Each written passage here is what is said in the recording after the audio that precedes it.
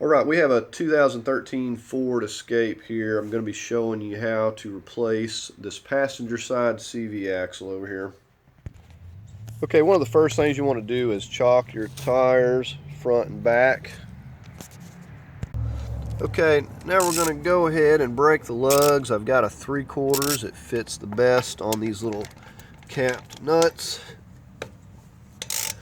So just go through here and break all these loose. You kind of have to push it on there and wiggle it back off, but this size fits the best.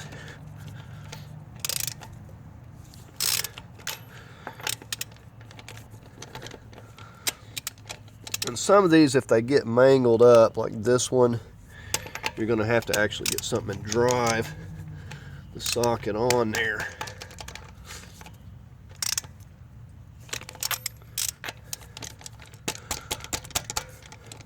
So I'm going to get my rubber mallet for this one. Okay, so they're all broke loose. We'll go ahead and get a jack and start lifting the vehicle up. Okay, you want to have you a jack stand handy. I just got where the control arm is, and we've lifted it up just to get the weight off of the tire. Now we're going to go ahead at this point and finish removing all the lugs here. Okay, so we're just removing all these. Now just to show you how these get mangled up, some of the bad ones we're probably not even going to put back because they're just going to be something to fight with every time. The ones that are okay, and I might even have some of these laying around, but most of them are just forged, the whole nut, but these just have this cap, this cheap little cap that slips over, and these things are always trouble. Any of them I've ever seen, they become trouble. So you can get these Dorman. You can go to usually any part store. I know AutoZone sells them, and you know, sometimes they're not very cheap, you know, $3, $4 something a piece. So but you can get them there, or you could maybe order you a set of them cheaper, so you're not having to fight with them every time. Okay, now the wheel's going to be stuck. I'm going to take my rubber mallet and hit on the back of this tire, just like that, and then we'll just go ahead and slip it off here. Okay, with the tire flipped over now, we're just going to punch this out. So it's better to do it this way. So you could use something and pick it from the other side, but you're more apt to damage it than just flipping it over and punching that out. Okay, so now we've got the wheel back on. We're going to put just a couple of these lugs will be sufficient. And we're just going to snug these back down. We're not going to get them real tight. Okay, with those lugs back on, we're going to go ahead and lower our jack and just get some weight back on this wheel. We don't have to completely remove the jack. Okay, now we're going to get our axle socket. This is going to be a 32, or you can use 1 1/4 inch. Now I'm using a 3/4 breaker bar. It's not really necessary, but I have one of these because I got tired of breaking the 1/2 inch, because sometimes you do come across some really tough ones. Okay, so this is my setup. So I've got about 3.5 to 4 feet with my breaker bar and just the cheater pipe for an extension. You know, it just depends on how much trouble it's going to give me. Okay, so here we go. We're going to see how much trouble. Now, one thing, put your hand here to keep it from kind of slipping off if you can, or at least just make sure it's on there good and straight before you go to putting a lot of leverage. Okay, and that one wasn't too bad. So we got it loose. One thing that I failed to mention, before you start on this is to put you some spray lubricant on here, which I didn't do, but we're going to go ahead and do that and just switch over to a ratchet since I got it loose.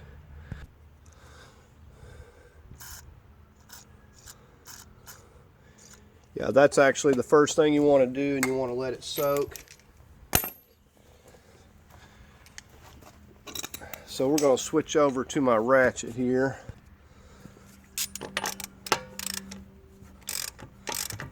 That's coming real easy.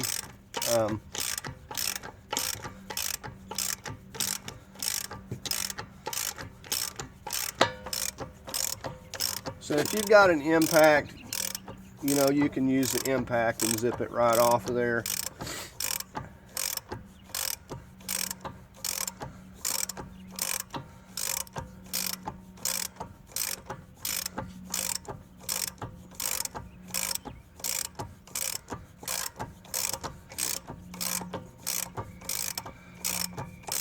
Okay, so I think we're almost there.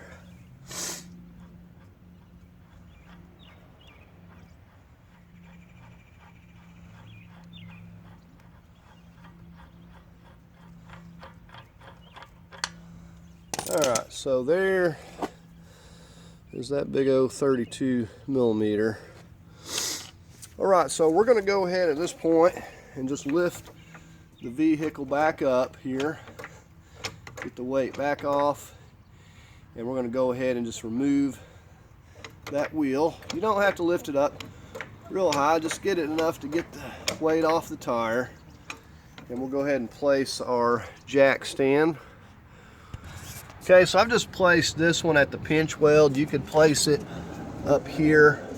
You could place it along that beam. You could place it up there, just anywhere that you can get where along this. Just make sure to have some sort of backup or block or whatever you have. So we'll go ahead and get this wheel off now. All right, so we're going to go ahead and remove this wheel again.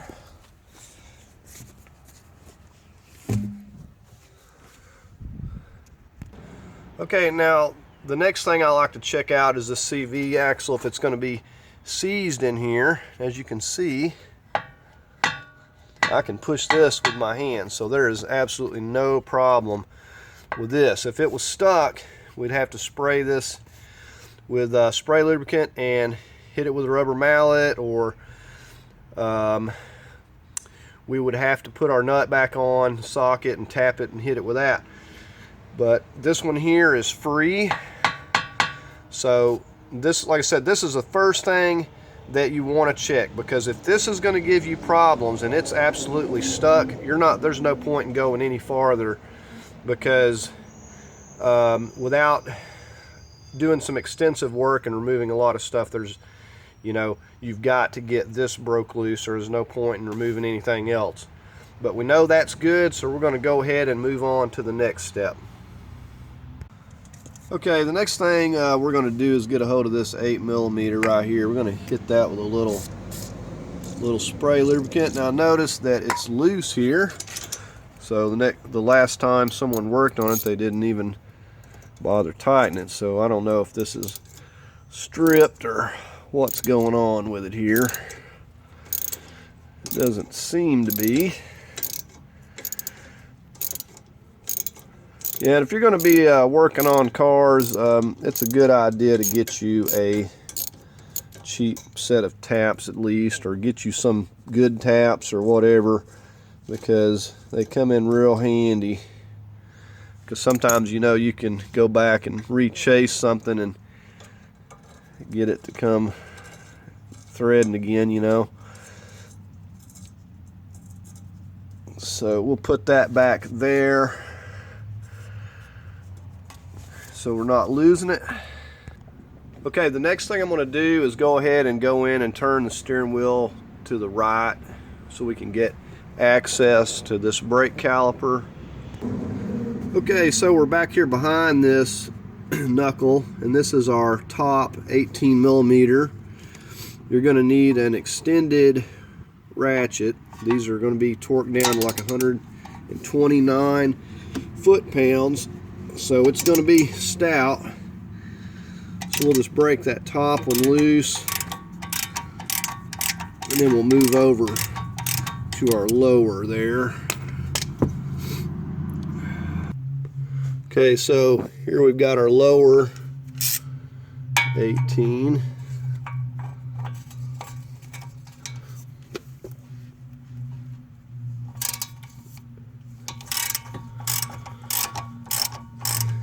All right, so we'll just completely remove this bottom one here, and then we're going to get us some wire. We're going to wire this whole caliper up and out of the way. Okay, so there.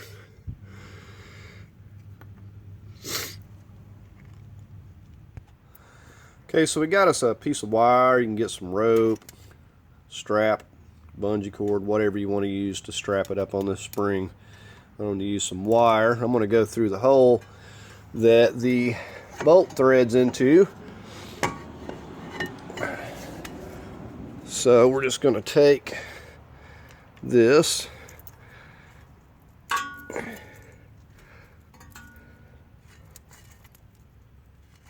and we're going to pull it up and over that spring there and get it out of the way. Okay, so there we have it, all there is to it. Okay, so now we're going to remove this rotor. Now you'll probably notice, unless yours has been recently worked on, it's going to not want to remove. So you spray this lubricant basically around this cylinder part here of the knuckle and let it soak into that inner part of your rotor. That's where it sticks the most, is right there. Now I'll hit a little bit in these here as well, because that'll get in behind it, because it will stick on the back side too. But the main part is this. This is a, you know, a snug fit, so any rust and corrosion is going to make that stick.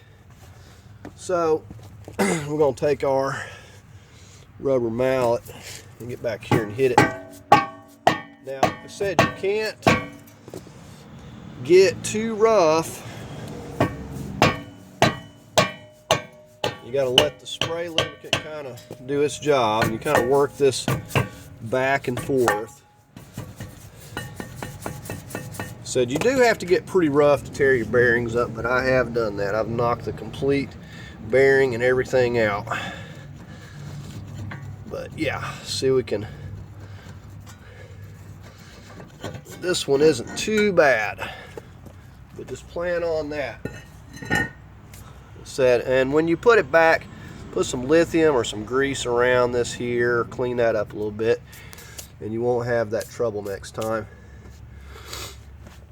Alright, so the next thing we're going to do, just because I don't want to damage my dust shield, there is 3 of these 10 millimeters. There's one down here on the bottom.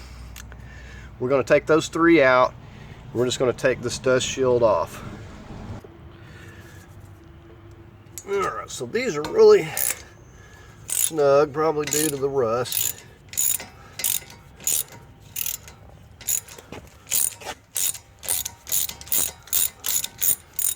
The lower one's going to be the worst, because that's where the water is going to be attacking it the most.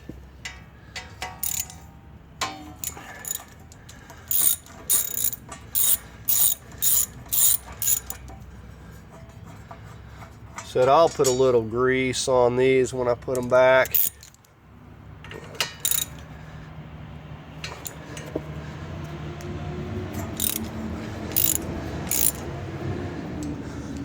I just get tired of bending these things, and so we're just gonna remove it. I mean, you don't have to if you want to work around it, but it's 3 little bolts, easy to remove.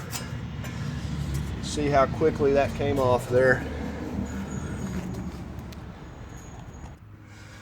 Okay, what we're looking at is the bolt for the pinch bolt for the ball joint. There's a groove in that ball joint.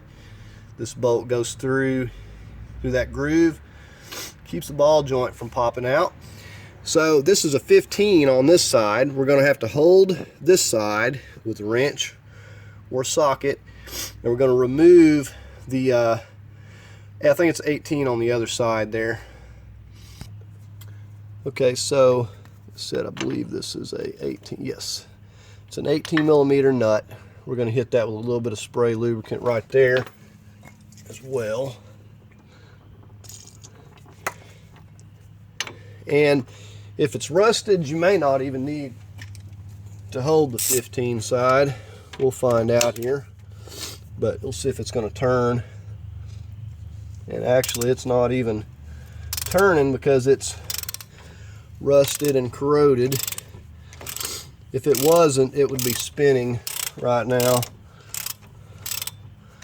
So we're getting this 18 millimeter. What we're going to do is get the 15 on that other side there, and we're going to turn that bolt to break that rust free. Otherwise we're not going to be able to push it out, short of damaging it.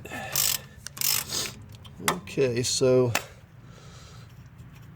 about got this one.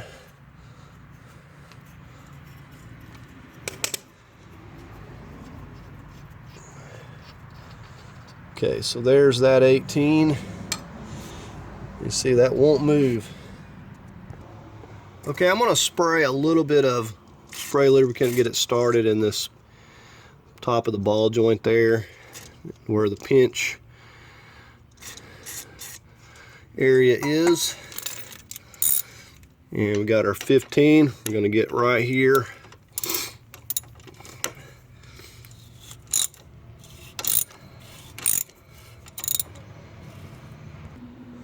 Okay, because we've got it spinning freely here, we should be able to go to the other side here, and lightly we're going to tap the end of that.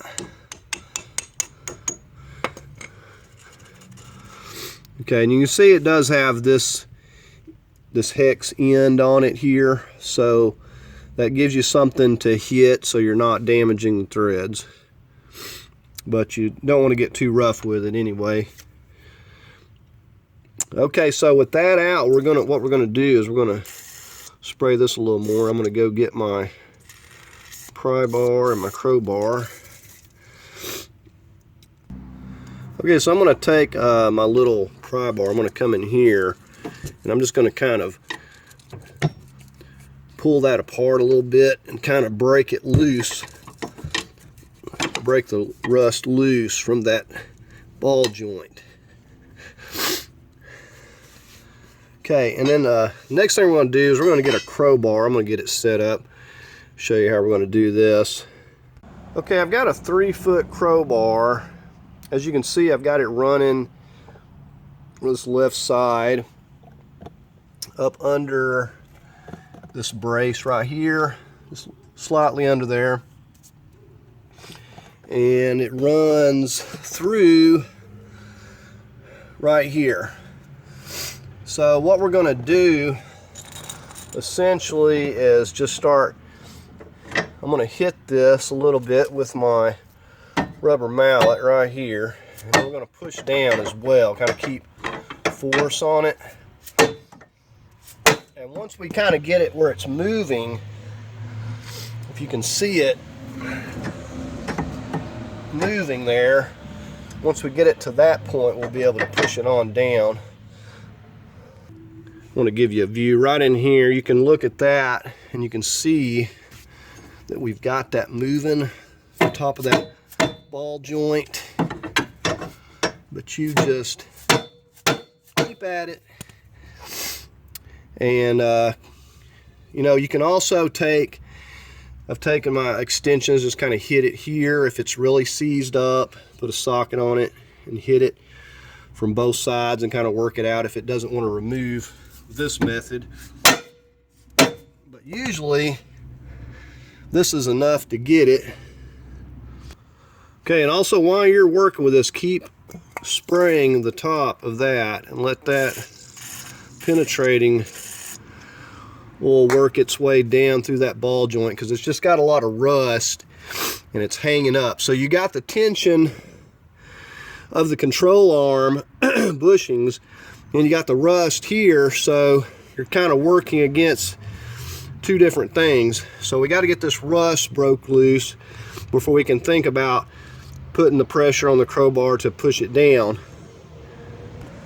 Okay, so I sprayed that a little more. I'm letting it kind of soak its way through, just kind of filling up that cavity. I'm just hitting it here, hitting it over here. I said you can get a piece of pipe or something here and start hitting it in this area, get a lot of force on it as well. But till you get that rust broke loose, once we get the rust broke loose, we'll be able to just push it down with the force of this crowbar without having to hit it.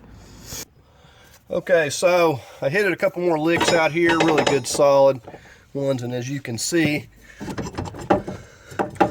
we got it to break loose. The penetrating oil really does the job for you. If you let it, allow it enough time to soak through there, that penetrating oil is going to do the most of the work for you. But as you can see with it, you know, broke loose, you can easily, with a crowbar, push this up and down. Of course, that's how we'll go about pushing it back into place. So that's going to be your toughest part, is just getting this ball joint broke loose if you hadn't messed with it recently. Okay, now we got this straight. Like I said, we've got this loose, so we have the slack needed that we can just kind of pop that right out of there.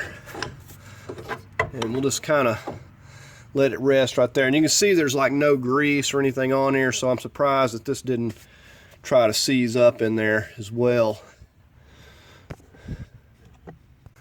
Okay, as we come back here, we have a couple of 13s that are on a bracket. You can see the one on the lower right there, and you can see the one on the upper that are just going through there horizontally. Just got a 13mm nut on the top and the bottom. That's just a bracket that's holding that assembly with the bearing there. So what we're going to do is we're going to crawl underneath there with my little flexible ratchet and work those nuts loose from underneath. Now you may want to lift yours up a little bit so to get it supported safely. Okay, and you can see where it goes in to the transmission, or the all-wheel drive part there anyway. And if you have a front-wheel drive, then your CV axle is going to be a little bit longer on this part, so they are different. You know, you got to make sure your make and model that you get the right one for your vehicle. So that's the only difference. If you have a front wheel drive, this stub is going to be longer and it's going to go over farther into that transmission there. So anyway, we're going to get back here with our ratchet and just go ahead. Now I do have a pan under I'm going to put that under here. I've got a pan here, so we're going to get that in place as we get this loose here. Okay, so I said, just got my little, this is my flexible, we're going to get on this lower one here first. Now I'm sure we don't have to take this all the way off. We just get it loose enough to where we can get it to slide out. We're going to work on this lower one.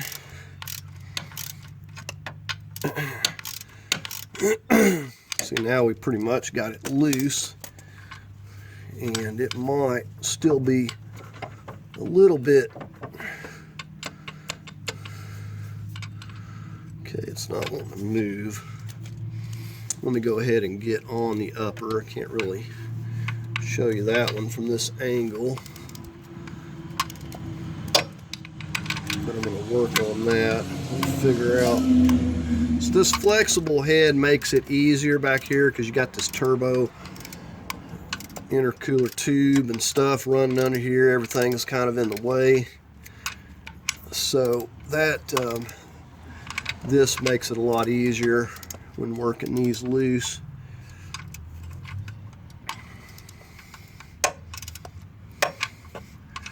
But this is one of the easier. Okay, so that's completely loose. So I'm going to try, I've got my pan here, I'm going to get it into position, and I'm going to try to just move this, start pushing this out. Okay, so I came to the outside, got my little orange pry bar, and just lightly pulled on this, and it's pulling it out of that transmission there. Let me give you a view of that. Okay, so here it is, and you can see that there's like a bearing made onto that, and that just sits in this part of the bracket, and it gets clamped, and just that clamping force holds this put so it can spin on those inner bearings. And see, this is the short stud. Like I said, if yours is just two-wheel drive or front-wheel drive, you'll have a longer stub going over here to the front of this transmission. So anyways, we've got a little bit of drippage here, not a lot. Said it's coming out. It's not much left in there. I'm going to get out here and get a hand on it from the outside, but we're going to go ahead and finish pulling the rest of this out, and just carefully pull it right out through here. Try not to damage your seal for your CV axle while you're doing this. Okay, so here we go. We're going to go ahead and finish pulling this out. Like I said, make sure you got your pan in place.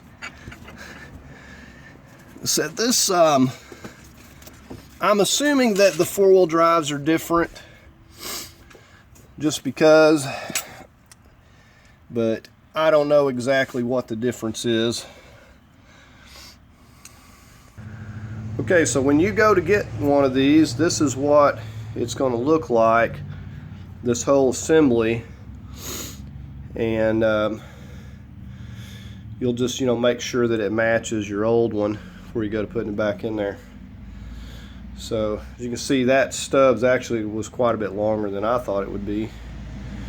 That goes through the all-wheel drive case there and over into the transmission. But this is just what it looks like all laid out here. And you can note that there's no clip on the end of this one because it's the clamp around this part that holds it into place into the transmission or the differential part there. Okay, now once you have your replacement, I'm just going to feed it right back through here. Now you'll watch, because you can see the transmission from out here, and you'll just want to carefully push this over, make sure that you get that going back in nice and straight so you're not damaging your seal. And you shouldn't have any problem seating that right back. And we'll go now we'll go underneath and get the clamp tightened back down, just verify it's in position. Okay, so underneath here we can tell at this point that the bearing should be over here in the middle of this, so we don't have it pushed far enough, so we need to go ahead and wiggle it and work it on in that little bit more before we go to clamping it down. Okay, so you just grab your CV out here and you gently use a hammering motion, just tap it that little bit more, and you can see now we have it into position. It'll stop once you get it into place there. So now we're going to go ahead and just fasten these 13s back down. Okay, now whatever fluid you lose, you'll want to put back. And there wasn't much to even speak of that come out of here, but you'll want to check your transmission fluid and make sure, you know, when you get this back together, you drive it and make sure your levels are right. If it was ever right before, you know, definitely check your transmission fluid anyway. So we're going to go ahead. What I like to do is hit these splines with a little bit of white lithium, and we're going to start working this back into place first. Alright, so we should be able just to kind of push this back over here and get it started. And now what we're going to do is get our crowbar.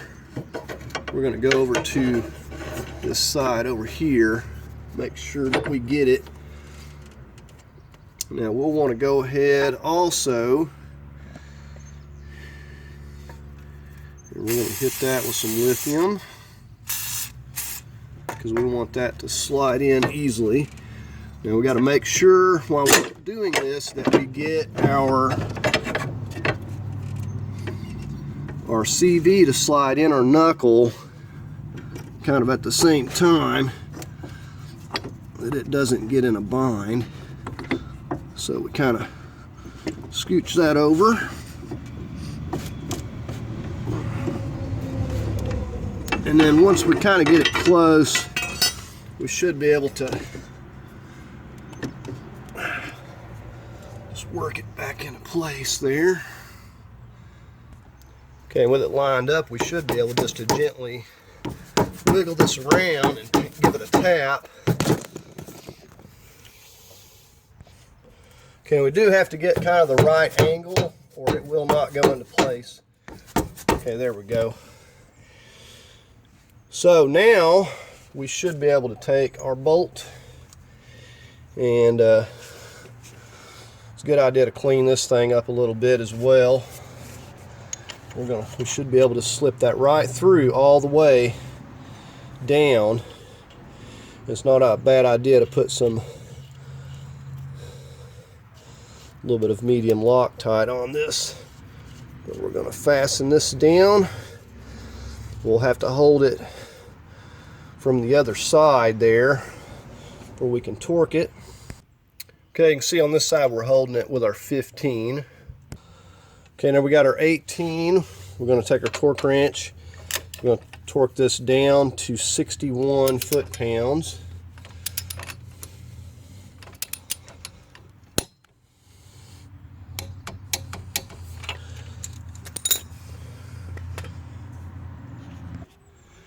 Okay, now we're going to go ahead and just slip this dust shield back into place here. And these I wouldn't tighten more than 15 to 20 foot-pounds if you want to fuss with torque on them.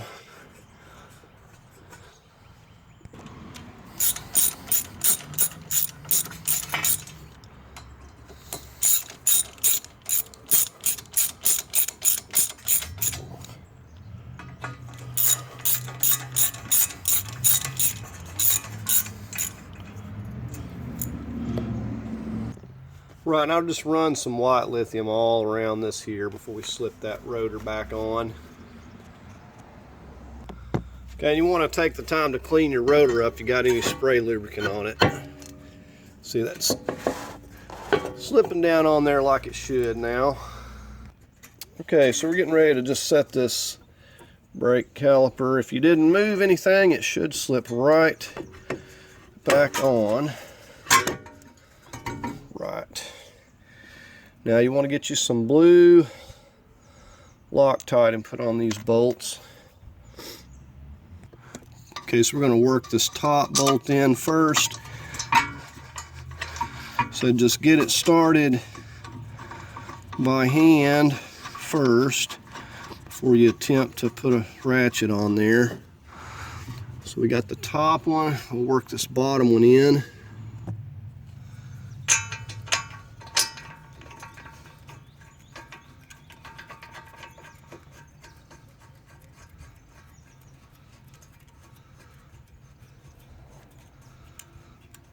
We'll go ahead and snug these.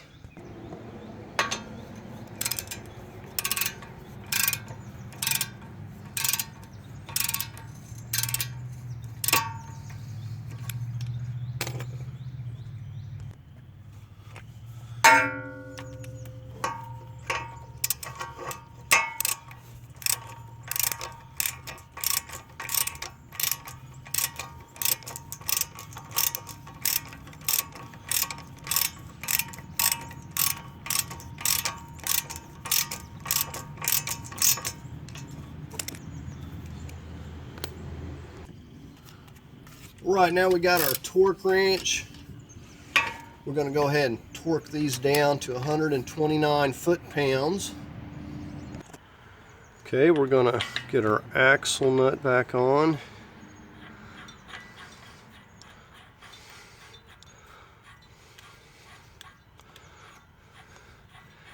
And you could put some Loctite on this if you want.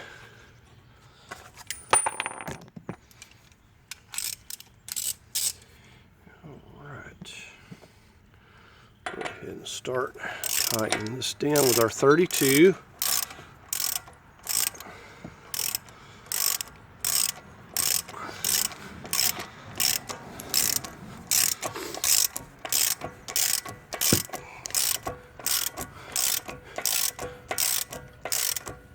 And we will give it the final torque once we get the weight back down onto the wheel.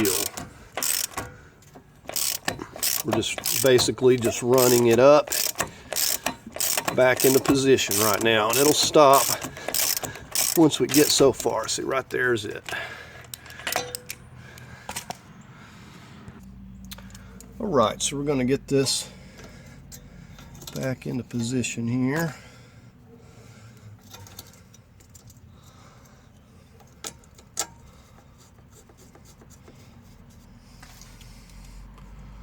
Take our little 8mm. See if we can actually tighten it all the way down this time. Seems like the threads are fine. Don't usually get that lucky. Alright, we're just getting ready to slip the wheel back into place here. Alright, so we're just going to go through and snug all these up good before we get the weight back down onto the tire.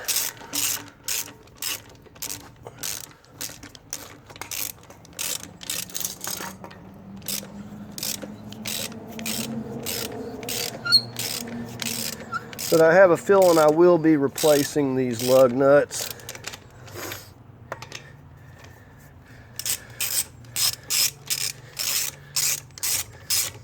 For some of the forged ones, these are just all getting in really bad shape. I think it's mainly the impact guns that are rough on them. And then once they're damaged, you can't really do anything with them with a ratchet or anything. Alright, so we're just going to kind of finish snugging these up. We'll torque it once we get it down here on the ground. We'll go 100 foot-pounds on our lugs. Okay, our jack stands are out. We're going to go ahead and lower this back down.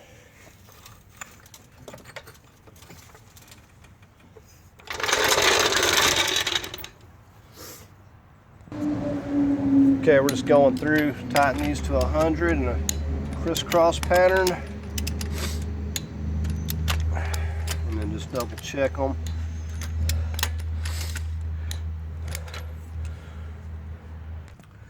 Okay, the first thing, we're going to take our 32 and we're going to torque this down to 59 foot-pounds. So once you get it to that, 59, you're going to stop. Okay, now what we're going to do is take a permanent marker. We're going to put us a mark right here at 12 o'clock.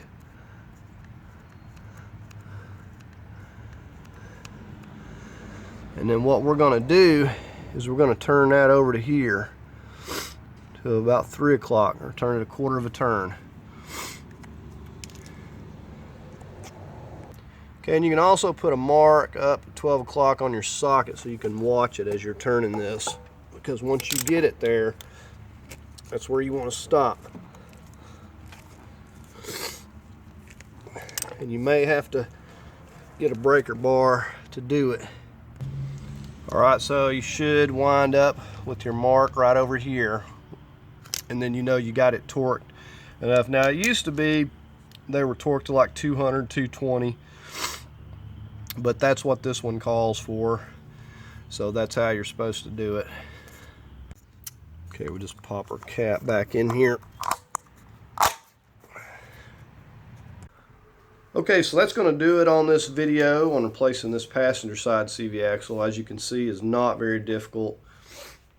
You don't need a lot of tools to do it, but you do need some.